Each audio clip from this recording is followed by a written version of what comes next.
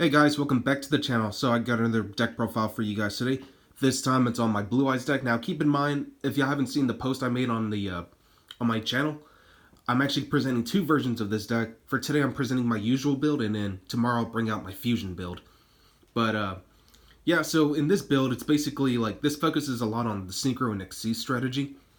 You want to try to get out cards like True King of All Calamities as quick as you can. That way you can basically just lock out your opponent from using card effects, well, mainly monster effects, because we're in a format that monster effects are very important. I run a lot of tech choices as well, and honestly, I just had to like readjust some of my ratios overall, but the deck is still really fun. I love to play with this deck from time to time, and yeah, so I figured I'd just show you what I got this time around. Alright, so starting off with the main deck, playing 41 cards, playing 3 Blue Eyes White Dragon, this is standard. 3 alternative, can't say much more than that, definitely need 3 of each of these. 1 Dragon Spirit of White, since, back row is not as heavy in this format as it was last format. I'm sure you guys remember this tech, Galaxy Eyes Photon Dragon. If you have Photon Lord already out, you can dig this card out and add it to him as material. Also, it's easy to bring out with Heavenly Spheres, just because, even though it'll have 0 attack and defense points, its effect will automatically banish itself and one monster your opponent controls if it engages in battles, so Galaxy Eyes Photon Dragon, definitely a good tech card to run. And it's free trade in fodder too, and it's easy to bring back as well, so I figured why not. Alright, so now we're moving on to 3 copies of Sage with Eyes of Blue. This searches out all your level 1 tuners, especially Effect Veiler, because Effect Veiler is just crazy good in this format, so Sage with Eyes of Blue, definitely a much needed card, and plus you could easily link it off with Linkuriboh, so never worry about that.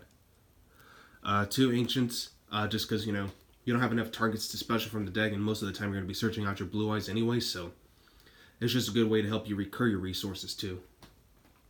1 White Stone of Legend, just to get Blue Eyes White Dragon to your hand. I usually like to combo this off with Melody just to bait out Ashes, and this card will still give me a Blue Eyes regardless, so definitely a great card to run. And then 1 Glow Bulb, just to help you Synchro Climb, and it's just, it's just really consistent in this deck. Alright, for hand trips, I'm actually only running 6 in this deck. I'm running the most generic ones. 3 Ash Blossom, and of course 3 Effect Veiler. Like I said, Effect Veiler is searchable in this deck, so, and you definitely want to see it as much as you can, because like I said, this card's just really good in this format, so Effect Veiler definitely needed. Alright, so now we're moving on to spells. Starting off playing 3 copies of Melody of the Awakening Dragon. This searches out your Blue Eyes and alternatives. 3 trade-ins, you got quite a few level 8, so easy to just discard 1 to draw 2. 3 Return of the Dragon Lords, revives any level 7 or 8 dragons, and plus it gives your dragons added protection. 2 Called by the Grave, so just want to get away, just want to get around hand traps and just basically disrupt your opponent. 1 for 1, to get your level 1 tuners out. 1 Dragon Shrine, 1 Foolish Burial, and just because I like reviving, 1 Silver Scry, and of course, Monster Reborn. And for traps, I'm only running 4, playing, of course, 3 copies of Ultimate Creature of Destruction, just to give your Blue Eyes protection, and also just enables it to destroy monsters in battle, so whenever it engages in battle, so protects your Blue Eyes from being destroyed by card effects and from battle.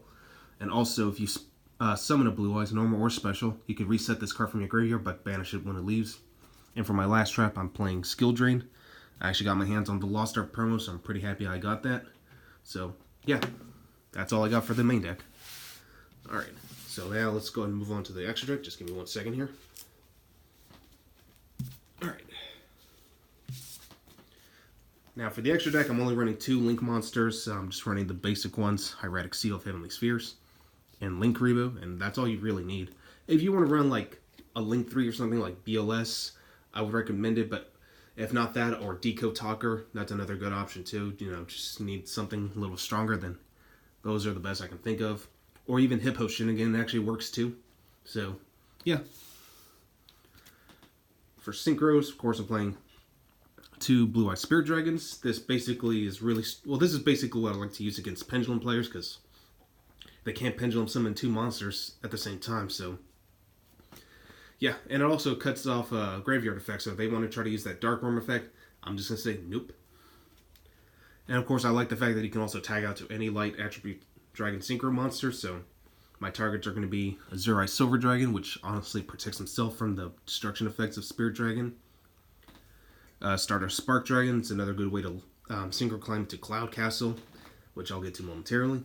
Black Rose Moonlight Dragon, just a free spot removal without destroying, so if you need to get around a Colossus, well, this is going to be your best answer to that. I also use it to synchro climb into Crystal Wing Synchro Dragon, so yeah, it's a really good combo. And of course, Cloud Castle, which brings back Spirit Dragon after, I tag out with it later.